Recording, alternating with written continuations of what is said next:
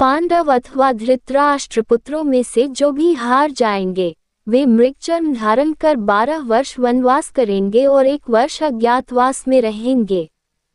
उस 1 वर्ष में यदि उन्हें पहचान लिया गया तो फिर से 12 वर्ष का वनवास भोगना होगा।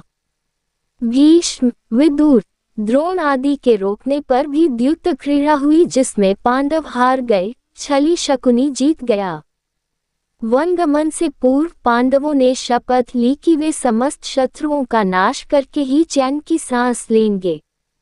श्री धौम्य पुरोहित के नेतृत्व में पांडवों ने द्रौपदी को साथ ले वन के लिए प्रस्थान किया।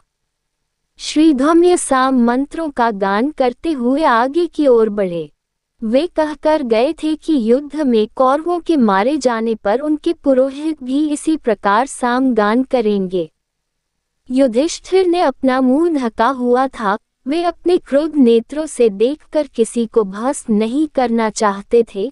भीम अपने बाहु की ओर देख रहा था, अपने बाहुबल को स्मरण कर रहा था। अर्जुन रेत बिखेरता जा रहा था। ऐसे ही भावी संग्राम में वह वानों की वर्षा करेगा। सहदेव ने मुंह पर मिट्टी मली हुई थी। दुर्दिन में कोई पहचान न ले। नकुल ने बदन पर मिट्टी मल रखी थी। कोई नारी उसके रूप पर आसक्त न हो।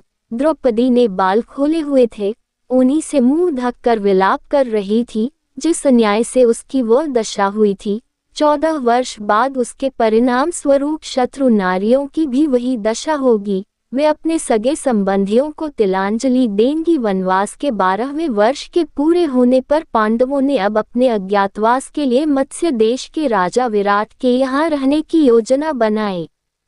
उन्होंने अपना वेश बदला और मत्स्य देश की ओर निकल पड़े।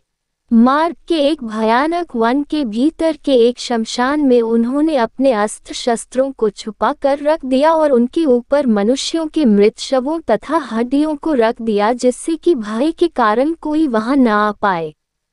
उन्होंने अपने छद्म नाम भी रख लिए जो थे जय, जयंत, विजय, जयतसेन और जयद्वल।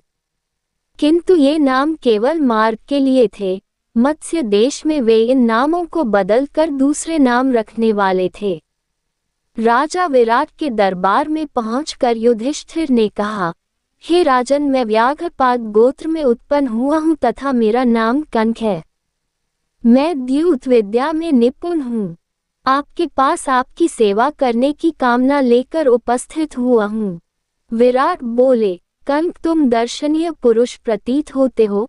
मैं तुम्हें पाकर प्रसन्न हूँ, अतः तुम सम्मान पूर्वक यहाँ रहो। उसके बाद शेष पांडव राजा विराट के दरबार में पहुँचे और बोले, हे राजाधिराज, हम सब पहले राजा युधिष्ठिर के सेवक